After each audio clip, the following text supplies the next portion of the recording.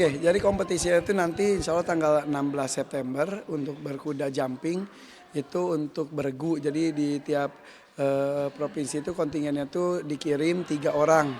3 orang bertanding untuk bergu. Nah dari bergu itu nanti itu memperebutkan medali emas, perak, perunggu. Nah dari situ kalau sudah selesai bertanding dipilih 2 atlet terbaik dari masing-masing provinsi untuk bertanding di tanggal 18. Insya Allah tanggal 18 September itu untuk perorangan. Jadi kalau Senin itu bergu, hari Rabu itu perorangan. Nah itu diikuti oleh 2 terbaik dari hasil pertandingan bergu sebelumnya gitu. Nah di situ nanti emas, perak, perunggunya medalinya itu diperebutkannya perorangan pula. Jadi ya mudah-mudahan gue tuh deg-degan banget karena sebelum berangkat kan gue cerita juga kan kuda Aisyah yang Himalaya yang cukup dijagokan juga sakit. Tapi Jedina juga ini jago juga. Tapi ya mungkin untuk jumping Himalaya tuh udah bisa lebih tinggi. Nah masalahnya yang perorangan itu 110 apa 120 pokoknya 100 cm lebih. Kalau yang bergu 1 cm mudah-mudahan yang terbaik. Dan sekarang gue juga udah berdoa terus mudah-mudahan Aisyah bisa memberikan yang terbaik. Menjawab tantangan dan kepercayaan dari kontingen DKI Jakarta. Karena kan slogan mereka juga Jakarta datang, Jakarta menang. Aduh harus menang nih insya Allah gitu. Dan kemarin jadi Aisyah tuh tanggal hari apa Aisyah tuh pergi tanggal Selasa. Hari Selasa Aisyah pergi dengan atlet semuanya. Di airport juga ketemu atlet judo juga dari DKI juga. Nah hari Rabu kemarin kudanya. Jadi kalau bertanding kuda itu jadi yang bertanding itu 2 atlet kan. Kudanya juga atlet, orangnya juga atlet. Nah kemarin hari Rabu kudanya diberangkatkan pakai pesawat Boeing gitu. Wah ini mendebarkan banget. Karena kan kuda itu makhluk hidup juga, suka stres, suka takut juga gitu. Jadi ketika berangkatnya juga persiapan kita dari subuh, baru siang persiapan masuk pesawatnya, tapi terbangnya baru sore, nyampe ke sana tuh baru malam. Apalagi proses penurunannya juga perlu waktu juga karena naikinnya, nuruninnya harus hati-hati sekali karena kalau mereka stres itu bahaya karena bisa cedera dan lain-lain. Kabar terakhir sih kudanya juga sudah sampai selamat. Jadi Aisyah tuh sampai nunggu sampai jam 11 malam di penyambutan kudanya. Jadi udah pas ketemu tuh jadi kayak ketemu partner yang mau sama-sama berjuang. Itu pun gue bareng istri gue tuh kan gue sambil kerja, istri gue di rumah saling ngasih kabar gimana Jedino nyampe belum, udah nyampe belum, karena apapun bisa terjadi dalam perjalanan ini. Tapi alhamdulillah diberikan kelancaran. Menurut kabar sih Jedina juga kondisinya baik dan sepanjang jalan juga anteng dan didampingi oleh tim dokter khusus, groomer khusus juga dan langsung diinfus juga malam-malam supaya tidak dehidrasi. Jadi hari ini hari Kamis itu lagi istirahat dulu. Kayaknya besok Jumat sudah mulai latihan bersama supaya kudanya, atletnya pun bisa cocok dan penyesuaian dengan suhu di sana juga karena kan beda-beda tempat, beda suhu, beda lapangan, beda kondisi lapangannya juga itu mendebarkan sekali. Mudah-mudahan gue ada kesempatan buat datang sana tapi bingung karena Aisyah tuh kalau bapaknya datang tuh suka jadi panik.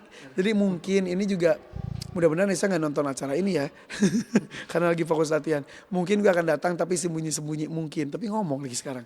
Mudah-mudahan Aisyah nggak ngelihat bapaknya sebelum bertanding. Kalau sesudah bertanding mah ya udah kita ketemuan. Tapi gue bareng tim gue di Jakarta juga mau datang beberapa orang. Mungkin akan nggak tahu ya bisa sembunyi atau nggak di sana juga situasinya juga gue belum tahu seperti apa. Jadi mudah-mudahan lancar. Oke, terakhir ya yang soal di postingan yang Rakana yang patah gimana sih? Jadi kemarin itu kan pas Aisyah lagi di Jerman buat pelatihan persiapan PON juga ada pertandingan di Semarang.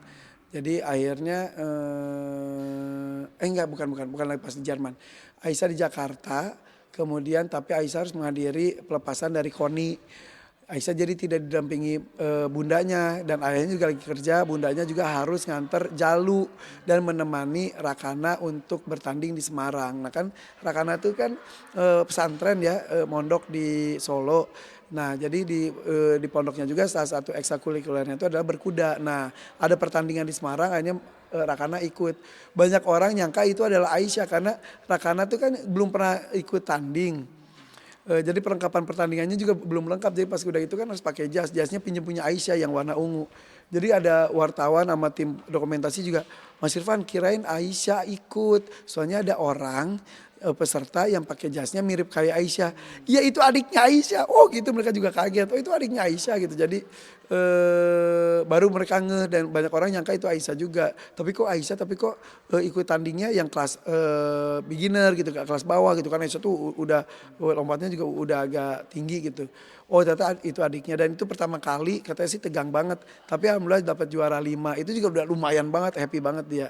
Dan katanya mulai ketagihan dengan tanding kuda juga. Jadi alhamdulillah semua anak-anak gue itu lima-limanya suka berkuda. Tapi yang jadi harus berkurang berkudanya itu Raina. Raina kembarannya Rakana karena dia alergi bulu sama kayak bapaknya sih. Jadi dia sama sepanjang berkuda tuh suka bersin-bersin. Jadi dia itu lebih ke basket. Kemarin dia juga Raina juga ikut tanding basket mewakili sekolahnya lawan sekolah-sekolah yang lain dia dapat juara 2. Kemudian dia juga tenis juga lagi berlatih. Jadi gue tuh entah kenapa mengajarkan anak-anak gue itu supaya punya keahlian apapun itu di luar pelajaran di sekolahnya. Jadi alhamdulillah semuanya sudah berkegiatan sampai si Jaki juga sudah berkegiatan mulai berkuda juga dan sebagainya gitu.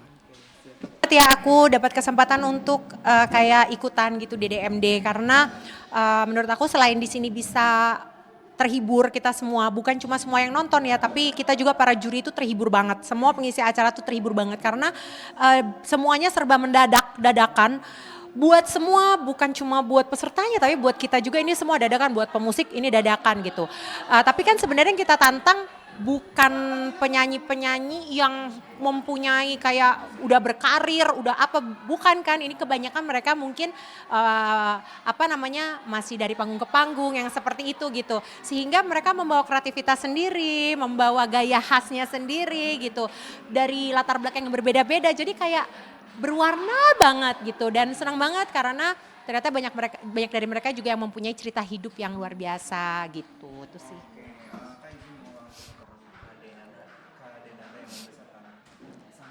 Ya,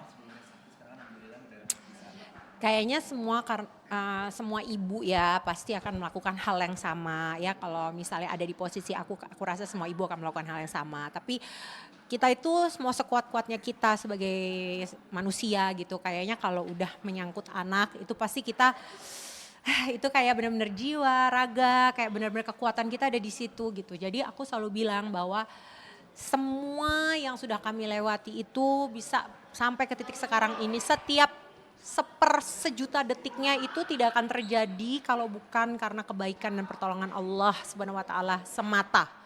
Benar-benar cuma itu. Kalau bukan karena Allah, sudah saya juga nggak tahu lagi karena sebagai seorang manusia saya kalau boleh aku ngomong itu adalah masa-masa yang terberat dalam hidupku gitu untuk menjadi di posisi seorang ibu yang melihat anakku harus menjalani apa yang waktu itu dia jalani gitu. Tapi Allah Maha Pengasih, Allah Maha Penyayang gitu ya. Aku masih banyak yang aku minta sama Allah, itu kayaknya nggak akan pernah habis gitu ya. Sebagai seorang manusia nggak akan pernah habis kekhawatiran kita, ketakutan kita, kelemahan kita, ketidakberdayaan kita. Itu kan ya memang manusia seperti itu gitu. Jadi nggak ada kekuatan kita sama sekali gitu. Jadi itu aja yang aku sampai sekarang kayaknya kalau menggunakan seluruh kata yang ada di dunia ini tidak akan pernah mencapai setitik aja rasa syukurku kepada Allah gitu. Anak di Singapura. Iya, ya harus bersyukur, banyak-banyak bersyukur. Ya seorang ibu pasti kan idealnya pengennya sama anak itu udah pasti ya. Idealnya seperti itu, ayah yang bekerja, ibu bersama anak di rumah.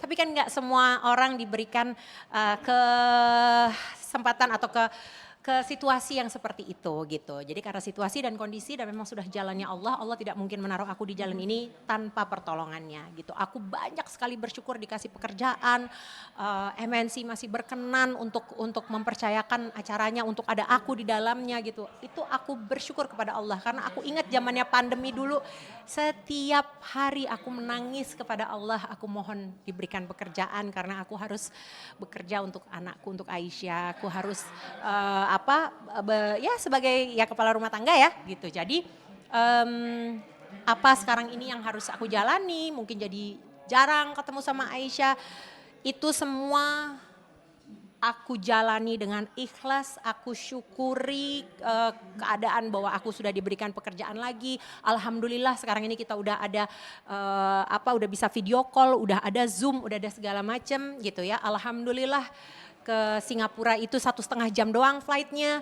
Kalau mahal masih bisa terbang dari Batam yang sedikit lebih murah terus habis itu nyebrang gitu. Jadi maksudnya istilahnya itu semua Allah berikan juga jalannya gitu. Jadi aku syukuri dengan sepenuh hati dan aku jalani dengan penuh rasa syukur dan kebahagiaan.